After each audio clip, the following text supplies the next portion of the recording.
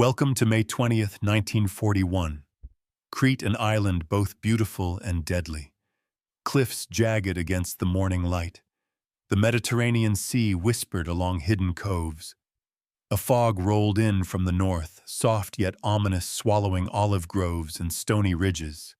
Soldiers stirred in dugouts and stone shelters, adjusting rifles, checking belts. Eyes scanning the horizon.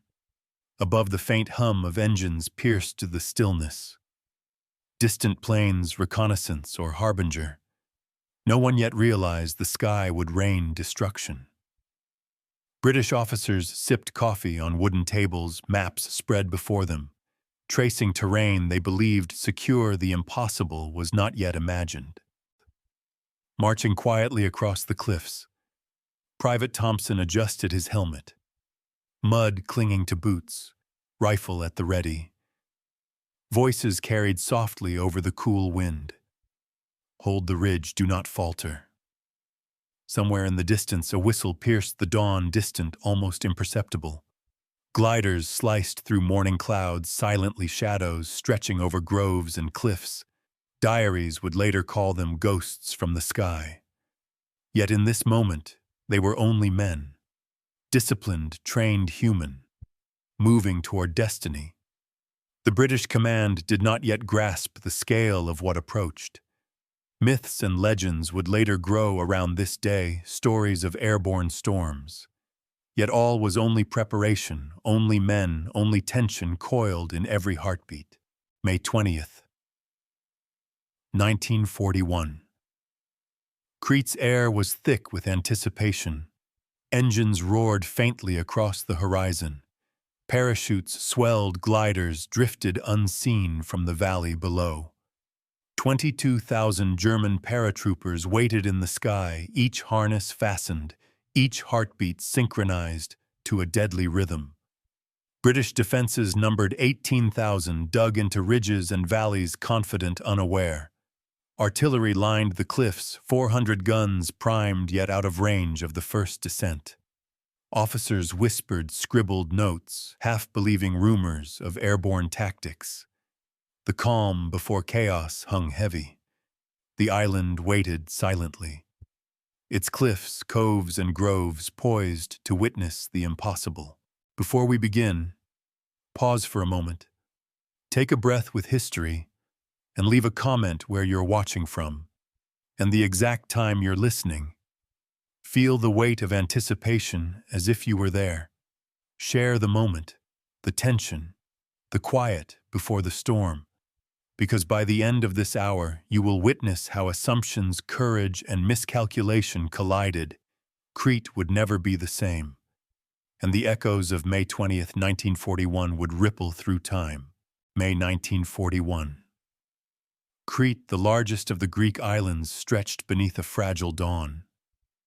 Jagged cliffs plunged into the Mediterranean waves, breaking in whispered rhythm against hidden coves.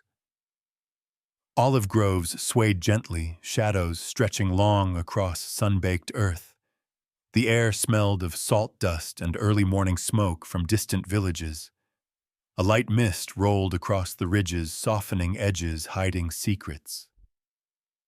British and Commonwealth troops moved cautiously along narrow paths, boots crunching against stones, rifles slung, eyes scanning every ridge, every hollow. Officers whispered over maps, tracing imagined enemy routes, confident in terrain they believed unassailable. But the island itself seemed alive, cliffs, valleys, and groves, standing silently, waiting, listening. Anticipation hung like a fragile veil over everything, unbroken yet taut. The first shadow of conflict had not yet fallen. From the north, faint engines hummed. Reconnaissance planes crossed pale sky, observing, reporting. German intelligence had mapped every ridge, every road, every grove. 500 aircraft would carry men, equipment, and gliders toward Crete. Yet the British command only half believed these reports. Whispers of parachute landings were dismissed as rumor. Impossible. Myths grew faster than confirmation. Soldiers joked quietly, unaware that above them discipline and preparation coiled like a spring ready to snap. The cliffs remained silent witnesses. The sea below glimmered, oblivious to strategy, oblivious to death. Sun rose higher, casting light on olive trees and stone walls. Every shadow seemed to stretch, elongating suspense. Time slowed. Each heartbeat became audible, each breath heavy with anticipation. A moment would come when the impossible would become reality. British forces, numbering just over 18,000 men, had fortified positions across valleys and ridges. 400 guns lined cliffs and beaches, some modern, some relics from previous campaigns. Stores of ammunition were tucked into caves and stone bunkers. Signals crackled over field radios, voices clipped short, precise yet delayed. The terrain was well known. Maps detailed every ridge, every ravine, every olive grove. Yet no map could account for airborne men descending from unseen skies. Reports trickled in misread, misinterpreted. The British believed control of key ridges meant control of the island. They did not yet know that control could fall from above, from air, not land. Every assumption held fragile, brittle, about to shatter. Across the Mediterranean, German Fallschirmjäger prepared in silence. 22,000 men trained to move through air and land with precision. Harnesses adjusted, boots tied, rifles checked. Gliders packed with reinforcements waited quietly, invisible to those below. The Luftwaffe readied 500 aircraft engines humming softly, wings catching dawn light. Generals paced, speaking in low tones, each movement rehearsed. Diaries would later call these soldiers ghosts from the sky. Yet now they were only men, trained, disciplined, human, poised to become legend. They would descend on an unsuspecting island, their presence hidden in plain sight. A fact only fully realized in retrospect when smoke and confusion merged. Crete would not recognize the day until it was too late. On the ridges, British soldiers adjusted sandbags, checked rifles, shared quiet words. Private Thompson whispered to his companion, "I hope they don't come this way," unaware that they already had. A single glider traced the horizon, then another, then dozens. Shadows fell across cliffs, stretching and twisting with sun and mist. Officers tried to interpret signals. Maps no longer matched reality. The island's contours, so familiar, seemed suddenly treacherous. Each ridgeline held uncertainty, each valley a trap waiting to be sprung. And yet the men held position. Discipline tempered fear. The calm of preparation lingered, deceptive, fragile, soon to be shattered. Every sound, every movement, every whisper mattered now. Unseen above the enemy's rhythm, synchronized. The descent would begin soon. The geography of Crete itself shaped the battle. Narrow ridges, deep valleys, olive groves, thick with undergrowth. Cliffs dropping straight into the sea. Villages tucked against stone walls. Every feature accounted for by British reconnaissance. Yet the sky remained an uncontested domain. Airborne soldiers would exploit that. Myth and folklore would later paint the Germans as invincible, descending from clouds as if by magic. In reality, it was discipline, planning, timing. Human skill amplified by surprise. Diaries would speak of a storm from the heavens, yet it was merely men. Moving through air, through mist, through expectation. The cliffs recorded every shadow. The groves every footstep. The earth would remember. The morning progressed. Fog lifted in patches. Distant gunfire from earlier skirmishes echoed faintly. Messengers ran between positions, papers clutched in mud-stained hands. British commanders conferred quietly. Each decision made with incomplete information. The island seemed suspended in time, waiting, watching. The wind carried faint metallic scents from distant airfields. Somewhere above, parachutes unfolded silently. Gliders cut through the sky like phantom shapes. A single scream from above carried briefly before wind swallowed it. Soldiers looked up, startled, uncertain hearts accelerating. The calm of morning had been broken. Anticipation turned to awareness. The island's quiet life would not return. By midday, the stage was set. 18,000 defenders in position. 22,000 German paratroopers poised to descend. Terrain both familiar and treacherous. Officers and soldiers tense, moving, observing, calculating. Intelligence flawed. Assumptions untested. Myths already forming in whispered fears. The cliffs, groves, and valleys of Crete stood silent, a battleground waiting to awaken. The sun climbed higher. Shadows shifted. Every olive tree, every rock, every narrow path became potential danger. Yet the men held unaware that the impossible was descending. History was about to begin its recording. In stone, in blood, in memory. Every heartbeat a witness, every breath a marker. The context of Crete, May 1941, now fully in motion. Tension, anticipation, geography, and human will converged into a fragile cinematic moment, poised to tip into chaos. By May 20th, 1941. Operation Mercury had been meticulously planned for months. German High Command had allocated 22,000 men to the assault, divided into 7 regiments of Fallschirmjäger. Over 500 aircraft were prepared: transport planes, bombers, and gliders. Each man had trained for months in parachute landings, tactical maneuvers, and close-quarters combat. Intelligence reports, captured maps, and aerial reconnaissance had informed every calculation. The Luftwaffe had analyzed wind speed, cloud cover, and sunrise angles. Records show wind averaging 12 knots from the northwest, ideal for the airborne assault. Pilots and paratroopers alike rehearsed timing down to seconds. Each step choreographed, each moment synchronized. Yet, from the perspective of the British defenders, none of this would be fully realized until the first scream from the sky. British and Commonwealth forces numbered approximately 18,000. Of these, 15,000 were infantry. Artillery units counted 400 guns, ranging from modern field pieces to relics of the Great War. Ammunition caches were stored in caves and makeshift bunkers. Rations were prepared for 2 weeks of siege. Communications relied on field radios, signal flags, and runners. Reports were transmitted with inevitable delay. British commanders believed control of high ridges meant dominance over the island. Assumptions made in confidence would soon collide with reality. The terrain was favorable to defense on paper: narrow ridges, hidden gullies, stone walls. Yet the sky remained uncontested. Above, a new kind of threat waited silently, unseen, unexpected.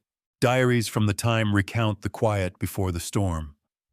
Corporal Jensen of the New Zealand Brigade wrote, "The air seemed heavy, the sea calm, yet every man felt it in his chest.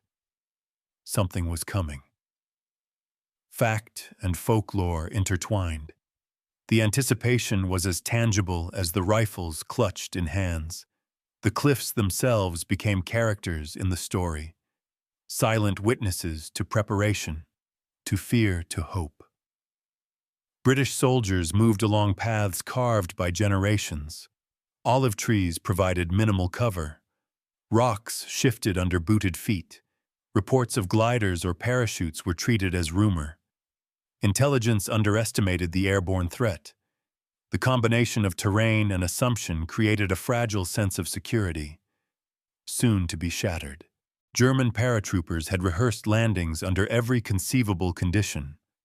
In simulators and fields across Germany, men practiced descending into woods, villages, and rocky outcrops. Gliders packed with additional troops waited quietly at forward airfields. Records indicate each glider carried 10 to 12 men supplies and a limited amount of artillery or heavy weapons. Timing was everything. The first wave to secure key airfields, the second to reinforce the third to exploit gaps. Speed and coordination were paramount. Success relied on surprise and precision. Folklore would later call them ghosts from the sky. Fact shows discipline and planning were equally lethal. Men trusted training above instinct, above fear, and above the uncertainty of the terrain below. The British defenders were not wholly unprepared. Artillery shells had been stockpiled, trenches dug, machine guns positioned along anticipated approaches. Coastal observation posts reported aircraft, yet assumed any landing would be conventional on beaches. They did not anticipate paratroopers descending on ridges or valleys. Fact records 400 guns ready. Folklore recalls soldiers thinking the island invincible. Every assumption would be challenged in hours to come. The cliffs, ravines, and groves, familiar landscapes, were about to transform into a theater of confusion. Each ridge, each path, each olive grove suddenly became unpredictable. The defenders would learn in brutal clarity the difference between preparation and anticipation. Air reports from German reconnaissance note, perfect conditions for an airborne assault. Light wind, clear visibility at altitude, scattered cloud cover to mask approach. Maps analyzed for weeks revealed the location of every defensive position. Gliders and paratroopers were timed to converge simultaneously.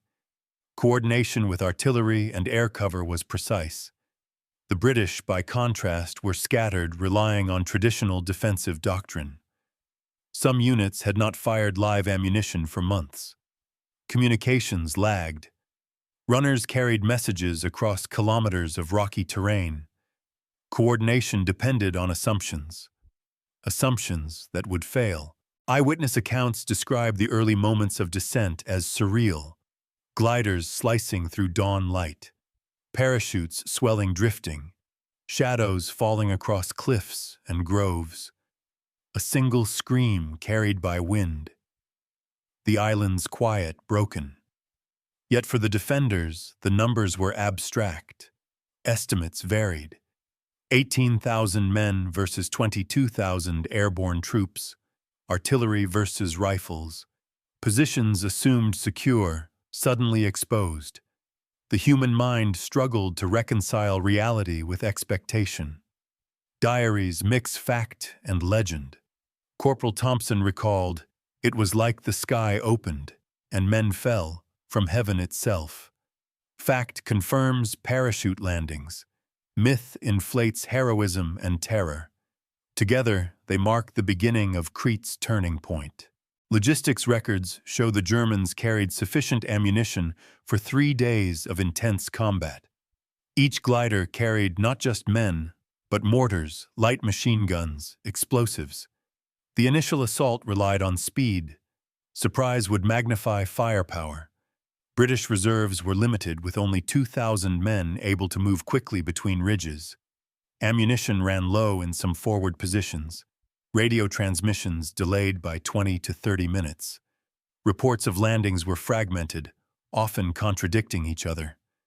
Commanders faced a fog of war, literal and metaphorical. Terrain timing and technology converged.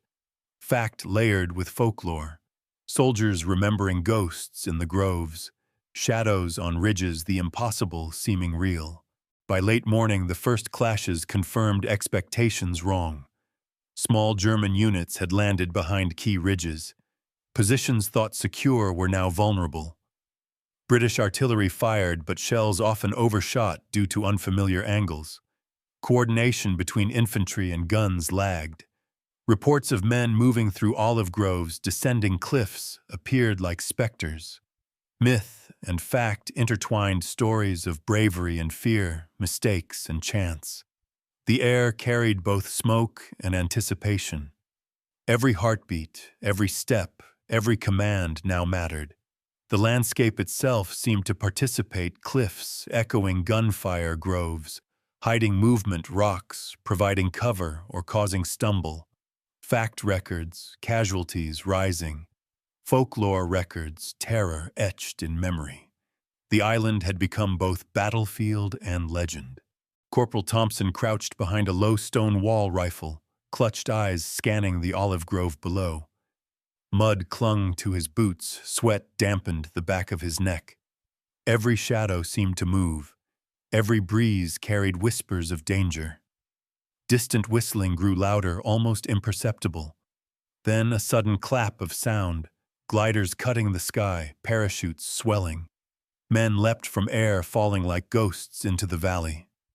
Thompson's heartbeat quickened. His companions held their breath. The moment stretched elastic, heavy with anticipation. Orders were shouted, but the sound was swallowed by wind and distance. The impossible had arrived, men descending from above, precise, relentless. Private Reynolds peeked over a ridge, eyes wide, rifle raised. A glider crashed against rocks, wood splintering, men tumbling free. Shouts, screams, and the metallic clang of falling equipment filled the air. The British defenders fired cautiously, then in volleys. Shells exploded in olive groves, dust and smoke mingling with the scent of disturbed earth. One young soldier whispered almost to himself, "It's like they are everywhere at once." Fact confirmed folklore beginning. Shadows moved between rocks, men appeared and vanished in the haze.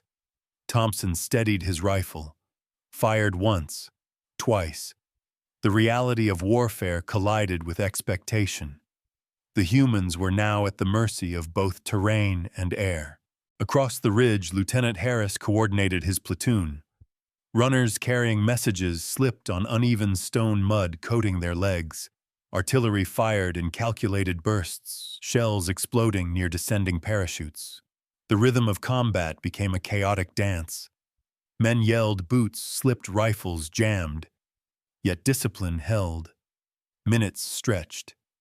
Every second carried the weight of decision. The human toll began to accumulate. Diaries would later speak of fear, courage, and confusion. The fact of casualties intertwined with folklore, the notion of airborne ghosts descending silently, impossible to repel. Yet they were men. Flesh, training, and resolve.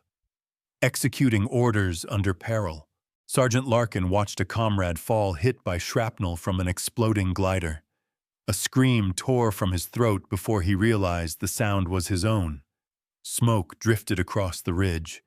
Rifles fired continuously, the metallic smell of gunpowder filling the air. Each man calculated, reacted, improvised. The valley below teemed with movement. German soldiers securing key positions. British soldiers scrambling to adjust. The landscape itself seemed to animate. Cliffs echoed commands, rocks shifted under the rush of men, olive groves obscured friend and foe alike. Fact and folklore blended, the impression of shadows moving with intent, as if the land itself conspired against them. At Maleme Airfield, Private Schultz from the German 1st Parachute Regiment touched down, harness tangled briefly. He scrambled, rifle ready, shouted to nearby comrades, guiding them through hedges and rubble. Explosions rocked the earth, a mortar shell landing nearby. Schultz dove for cover, mud spattering his uniform. A British machine gun fired from a ridge, bullets tore soil, ricocheted off rocks, narrowly missing. Each step forward measured, calculated, yet instinctive. The human experience became visceral. Fear, adrenaline, and duty fused. Legend would later call these moments ghostly, surreal. Fact records, precise movements, casualty figures, minutes logged. Yet lived memory imbued each act with heightened drama. Corporal Thompson fired again. His comrades rallied. One soldier screamed an order, his voice cracking with tension. A glider exploded against the ridgeline. Wood and metal scattered, a soldier's leg pinned beneath debris. Screams echoed across valleys. Yet another parachutist landed, rolling to absorb impact, weapon ready. Fact shows 22,000 German troops descending. Folklore paints them as specters raining from the sky. The human experience lived between numbers and myth.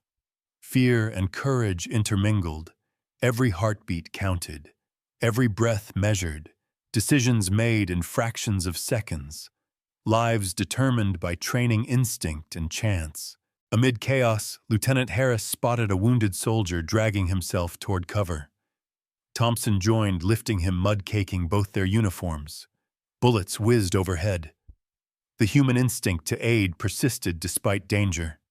Artillery exploded nearby, dust filling the air. Moments of heroism threaded through the carnage, brief pauses in relentless assault.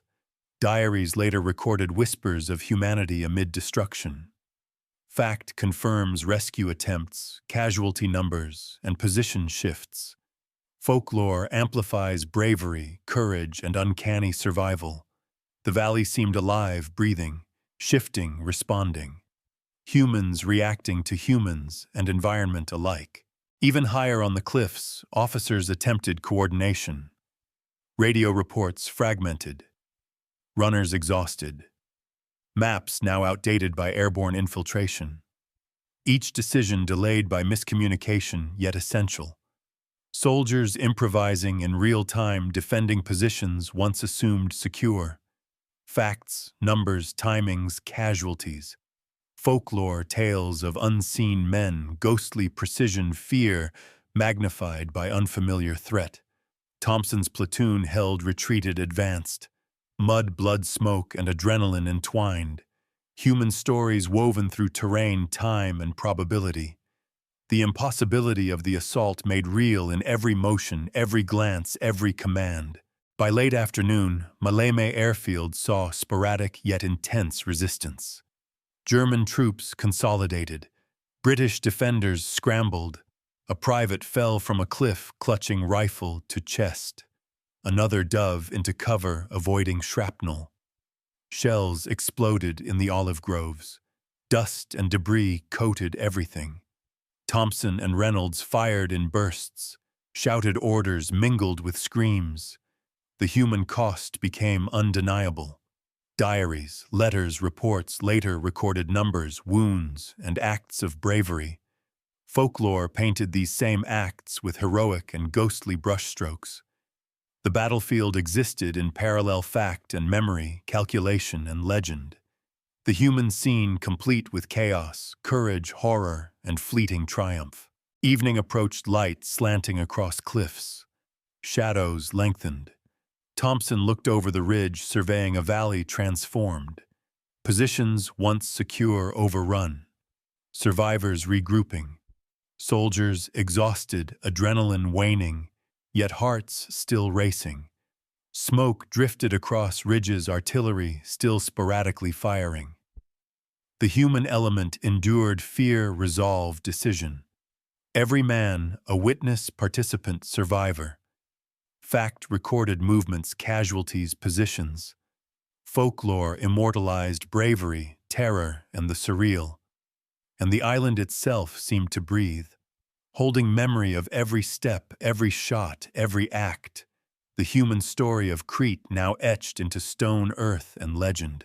By mid-afternoon, the scale of Crete's assault became undeniable.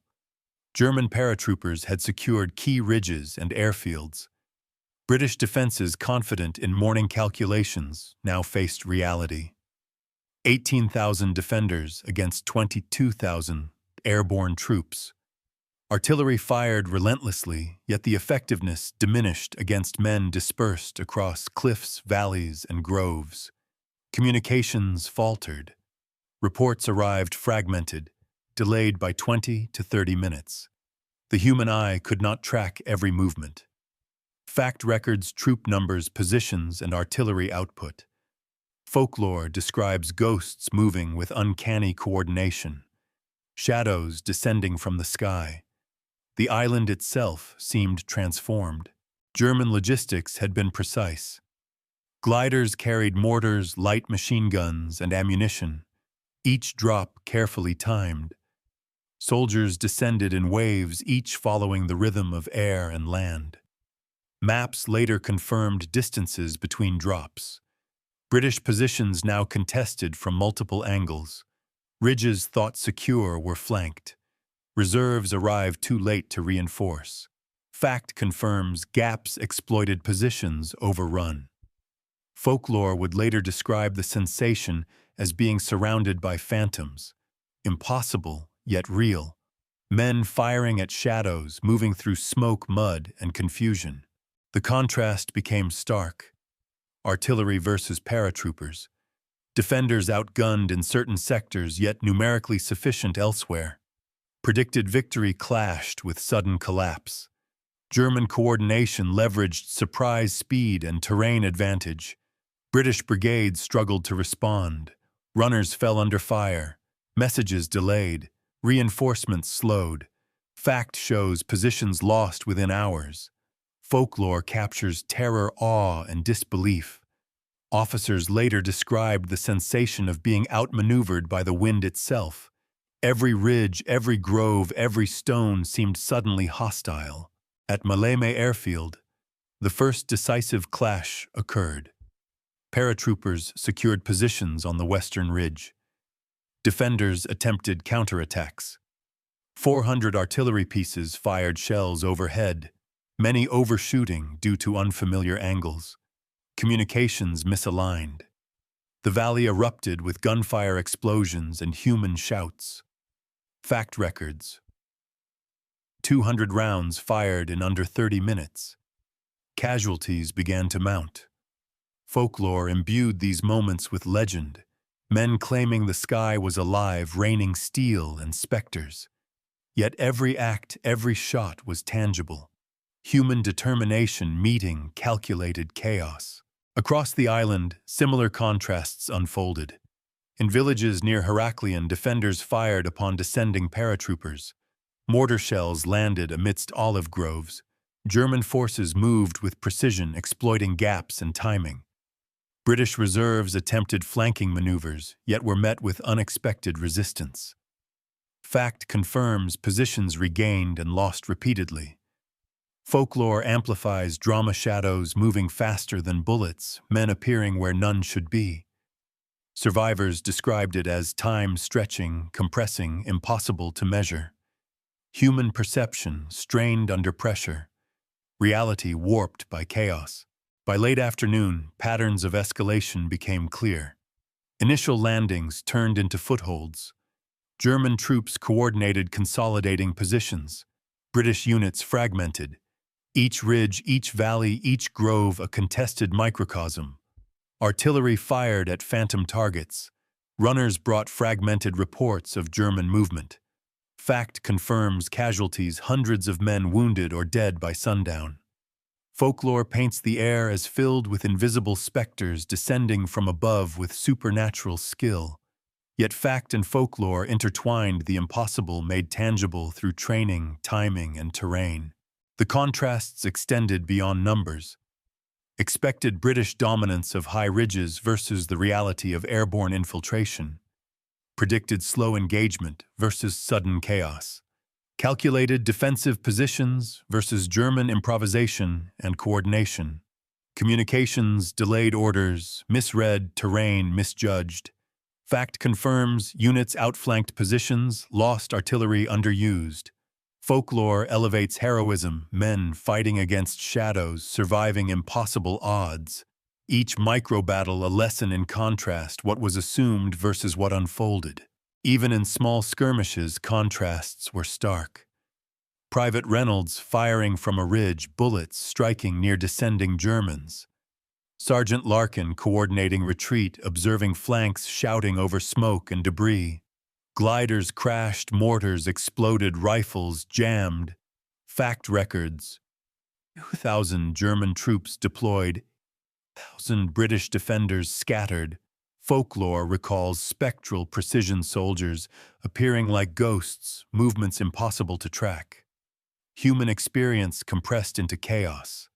Fear and discipline intertwined, adrenaline amplifying every action. Observation blurred between fact and myth.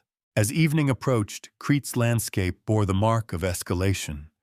Positions shifted continuously. Artillery fired until ammunition dwindled. Units regrouped amid smoke dust and shattered olive groves. Fact confirms losses positions, overrun soldiers exhausted. Folklore immortalizes the surreal ghosts from above men, appearing in multiple places at once, cliffs, alive with movement. British and German forces alike exhausted, aware of the fragility of assumption. Reality and legend merged. The island itself seemed to breathe, holding memory of every step, every shot, every act, contrast between expectation and outcome now undeniable. By nightfall, the lessons were written in stone, blood, and memory. The British had underestimated airborne warfare, terrain mastery insufficient against an attack from above. Germans had exploited coordination, timing, and psychological shock. Fact records casualty figures, positions lost, and supply strain. Folklore describes shadows, ghostly precision, supernatural skill. Together they define the essence of escalation, expected dominance versus sudden chaos, predictable defense versus adaptive offense. The first day of Crete had transformed strategy, perception, and memory. Contrast and escalation complete, laying groundwork for final aftermath and human reflection. By the evening of May 20th, 1941, the tide of battle had irrevocably shifted. British positions, once confident, now fragmented, scattered across cliffs, valleys, and shattered olive groves. German paratroopers had seized key ridges, consolidated control over Malem airfield, and cut supply lines. Artillery fired intermittently, yet shells fell short, misaligned. Reports from runners were delayed, incomplete, contradictory. Fact confirms over 3,000 casualties among the defenders by nightfall. Folklore speaks of cliffs alive with shadows, men appearing where none should be, ghosts raining from the sky. The impossible had been made tangible. General Freiberg observed the chaos from a ridge, his binoculars catching glimpses of men moving under fire. Radio communications barely functional, reinforcements delayed. He realized the magnitude of the miscalculation. Expectation collided with reality. Positions thought secure were lost. Ammunition dwindled. Morale frayed. Fact layers show brigade cohesion breaking under pressure. Folklore recounts whispered tales among survivors of phantom precision, of unseen hands guiding the Germans, of cliffs echoing commands they could not hear. Human perception strained against events beyond ordinary comprehension. Across the island, the consequences unfolded. Villages occupied roads, contested high ground in German hands.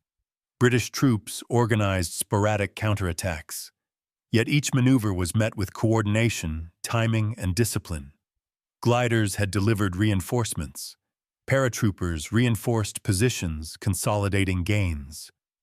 Fact confirms several defensive positions retaken temporarily, only to be overrun again.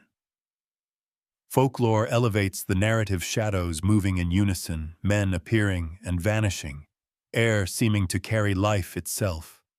Every step forward cost lives. Every pause amplified tension. The human toll visible in every glance. Casualty reports trickled through command posts. By the end of the first day, thousands were wounded, captured, or missing. British artillery accounted for over 1,500 rounds fired, yet effectiveness was mitigated by terrain and timing. German forces exploited every weakness, every lapse in coordination. The contrast between expectation and outcome stark. Folklore immortalized heroism and terror, soldiers recalling moments where it felt the enemy was everywhere at once. Yet fact confirms deliberate, disciplined maneuvers. The human and the legendary intertwined. Crete had become a crucible of strategy, courage, and miscalculation. Night descended, bringing temporary respite. Smoke lingered in valleys, mingling with fog rolling in from the coast. Men huddled in trenches, exhausted, soaked in mud and sweat. Radio silence, sporadic gunfire, distant explosions. Fact shows defensive lines consolidated in fragmented sectors. Folklore would later recount whispers of silent specters moving through groves. Sleep was fitful, interrupted by anticipation of renewed assault at dawn. Soldiers clutched rifles, imagined shadows, and recalled fallen comrades. The island itself seemed to exhale, holding memory of the day's events. By the following morning, May 21st, Crete's fate continued to crystallize. German paratroopers had firmly established control over key airfields. Reinforcements arrived from gliders and planes, securing supply lines. British counterattacks proved insufficient. Units repositioned, exhausted, morale depleted. Fact confirms over 5,000 British casualties within 48 hours.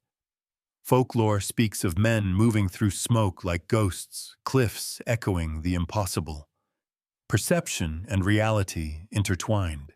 Commanders recalculated, yet options dwindled. The human experience condensed into urgency, fear, and survival instinct. Amid the chaos, German units pressed advantage. Positions overrun, strategic points seized. British defenders withdrew toward southern coastlines. Evacuation by sea began under pressure. Fact layers indicate several thousand men rescued, others captured. Folklore records tales of bravery, ingenuity, and sheer will, soldiers escaping through olive groves, scaling cliffs, defying odds. The contrast between human resilience and the overwhelming force above became evident. Every ridge, every stone, every grove bore witness. The island itself a participant in the struggle. Reflecting on the aftermath, officers recorded lessons learned. Underestimation of airborne tactics, flawed assumptions about terrain control, and the impact of coordinated, disciplined assault from the air. German losses were lower than expected, yet the operational success secured them a strategic foothold. British forces had been forced into retreat, regrouping on southern beaches. Fact confirms 4,000 prisoners taken, 15,000 engaged in combat, 500 artillery rounds expended. Folklore elevates these events. Ghosts from the sky, men moving with supernatural timing, cliffs alive with movement, human courage juxtaposed against overwhelming orchestration. The turn of the campaign was complete. Crete changed hands. British assumptions shattered. Terrain, once an ally, had become a theater of unpredictability. The Germans demonstrated the potency of airborne assault, coordinated timing, and psychological shock. Fact layers record positions, seized casualties, and logistical success. Folklore immortalized legend men, claiming to see shadows move airborne soldiers, descending with uncanny precision, cliffs, whispering commands. The human story, exhaustion, fear, heroism, improvisation threaded through every ridge, every olive grove, every stone. The island itself had become a living testament. By the end of May 21st, 1941, Crete had witnessed its first major airborne operation. British forces retreated, German forces consolidated, and the Mediterranean theater shifted. The human and tactical lessons were profound. Fact confirms, positions lost, strategic advantage gained, supply lines secured. Folklore immortalizes moments, soldiers describing ghostly precision, impossible timing, shadows descending from dawn. The interplay of calculation and chaos, expectation and outcome, discipline and improvisation. Crete's cliffs, valleys, and groves held memory of every act. The aftermath was written in stone, blood, and legend. And the echoes of May 20th and 21st would resonate across campaigns to come. As the sun dipped below the jagged horizon of Crete, shadows stretched long across ridges and valleys. Smoke from the day's battle lingered in the air, mingling with salt and dust. The island exhaled silent witness to the chaos that had unfolded. Every olive grove, every stone, every cliff now bore memory. Soldiers, exhausted, mud-streaked, and bloodied, paused to catch breath. Fact confirms over 5,000 casualties across both sides. Positions seized, supply lines disrupted. Folklore would later recount the sky raining ghosts, men moving with impossible coordination, cliffs alive with unseen presence. The human mind struggled to reconcile what had happened with what was imagined. Major General Freiberg and his officers gathered quietly on a ridge, faces etched with fatigue and disbelief. Radios and runners reporting fragmented movements. Strategic decisions weighed heavily. What could have been done differently? What was unavoidable? Fact confirms a retreat toward southern beaches, evacuation underway. German consolidation over Maleme airfield. Folklore elevates, the surreal men spoke of phantoms, shadows moving faster than bullets. Cliffs echoing commands from the sky. The human story intertwined with legend, memory, and calculation, merging into a single narrative. Crete itself remained. Ancient, indifferent, yet changed. Scars of war etched into its ridges, valleys, and groves. Trenches, abandoned walls, shattered artillery smoldering. The terrain that had once promised security now told a story of vulnerability. British assumptions challenged German strategy validated. Fact layers recorded troop numbers, artillery expended, prisoners captured. Yet folklore immortalized courage and terror beyond numbers, stories of men rising to impossible tasks, of soldiers surviving against odds, of the cliffs themselves seeming to fight.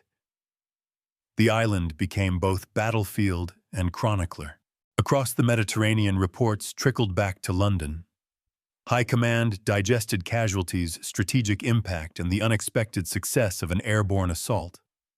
Fact confirms lessons learned. Underestimation of airborne warfare. Flawed assumptions about terrain control and the psychological impact of surprise. Folklore narrates whispered awe, men describing a sky alive with descending shadows, soldiers appearing where none should be. The story of Crete entered military legend, its lessons absorbed slowly.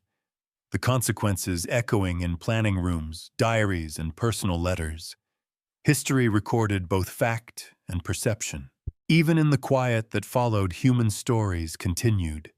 Soldiers tended to wounded comrades, dragged the injured to makeshift shelters, whispered prayers over the fallen. Private Thompson writing letters home describing fear and courage in equal measure. Sergeant Larkin consoling men, recounting instructions and encouragement. Fact confirms organized evacuation of several thousand troops, yet folklore immortalized moments, courage against the impossible shadows in the night. Survival where only doom seemed present. The human spirit tested, recorded, and mythologized simultaneously. As night fell, the island seemed to breathe in tandem with the surviving soldiers. Olive groves swayed under a starlit sky, cliffs silhouetted against fading light. Wind carried distant gunfire, fading echoes of confrontation. Diaries and journals noted that every man felt both relief and lingering terror. Fact records, tactical losses, strategic shifts, and logistical impact. Folklore preserves the narrative of men moving like phantoms, parachutes descending like spectral ribbons, cliffs alive with movement beyond comprehension. Human memory and legend intertwined in a single pulse. Looking back, historians would later reflect on Crete's fall, the first major airborne operation in history, a test of expectation, courage, and coordination. Fact confirms precise deployment of 22,000 German troops, 500 aircraft, and glider-borne reinforcements. British forces numbering 18,000 faced logistical confusion, fractured communications, and the unexpected variable of the sky as enemy. Folklore embellishes shadows, moving impossibly spectral soldiers, cliffs, whispering orders.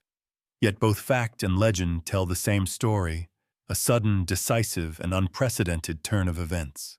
The aftermath resonates still. Crete remained scarred yet alive. Positions abandoned, airfields occupied, valleys echoing footsteps long gone. Soldiers returned evacuated or captured, each man carrying memory of the day etched in blood, mud, sweat, and fear. Fact confirms losses, positions seized, and operational success. Folklore preserves courage, terror, and the surreal nature of airborne assault. The island itself became both witness and participant, history and memory intertwined, leaving echoes that would influence strategy planning and imagination for generations. Some lessons were written in smoke and steel, others in silence. The cliffs remembered every step, every shot, every act. The wind carried whispers of men falling, rising, fighting. Every olive grove, every stone, every ravine bore witness. The human spirit met chaos, fear met training, courage met calculation. The myth and the fact coalesced into narrative. Crete, May 20th and 21st, 1841. A turning point, a memory, a legend, yet also reality. An island forever marked by the unexpected. And so, as the stars reflected on the calm Mediterranean, one could ask, what if the British had anticipated the assault from above? What if assumptions had held? What if courage alone had been insufficient? The echoes of that moment ripple through history. Flags lowered, positions taken, men remembered. Some lessons are written in archives. Others linger in whispers. Crete had spoken through stone, air, and blood. The story ends. Yet it begins again in every retelling, every analysis, every heartbeat, recalling the day the impossible descended from the sky.